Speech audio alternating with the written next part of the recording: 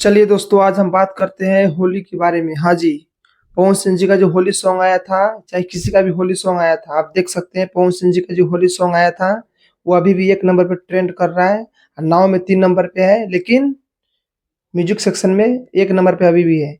और रहा बात हनी सिंह का और ये सलमान खान का, चाहे खेसारी-फेसारी जो भी है, आप देख सकते हैं सब नीचे, लाइन से नीचे है, क्योंकि जब तक पवन सिंह नहीं था तब तक सब कोई घूम रहा था ऊपर। जैसे पवन सिंह का गाना आया, वैसे आप देख सकते हैं कि जिस दिन से आया उस दिन से अभी तक 1 नंबर पे ही है, क्योंकि जब बॉस का आ जाता है ना चीज़, तो सब साइड हो जाता है। तो आप लोगों को बता दूँ। और रहा बात गाना बजने का, तो व्यू मैटर नहीं करता है। देखा जाए ना, तो व्यू के बारे में देखा जाए तो खेसारी लाल का गाना ऊपर गया है, लेकिन कोई यूट्यूब पे गया है, लेकिन ग्राउंड लेवल जो बोलते हैं ना, ग्राउंड लेवल जो गाना बजा है, वो सिर्फ पवन सिंह का बजा है, क्योंकि 2 दिन के अंदर में आप देख सकते हैं कि 7 मिलियन से प्लस भी हो गया है। 1 दिन में, 1 डे में 5 मिलियन हो गया था। तो आप इसी से समझ सकते हैं कि गाना कितना बजा था।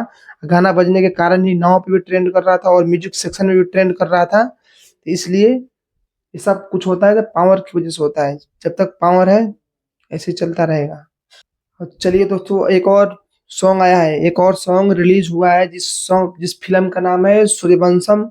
उस फिल्म में एक गाना आया था, ठीक है, आज मतलब गाना रिलीज हुआ है। गाने का नाम था पिया धुन में भोजपुरी, मतलब यानी चैता सॉन्ग था। सूर्यवंशम फिल्म का गाना था, जो कि इस टाइम के लिए उसको बचा के रखा गया था रिलीज करने के लिए। पहले रिलीज नहीं किया गया था, इसलिए अभी रिलीज किया गया था।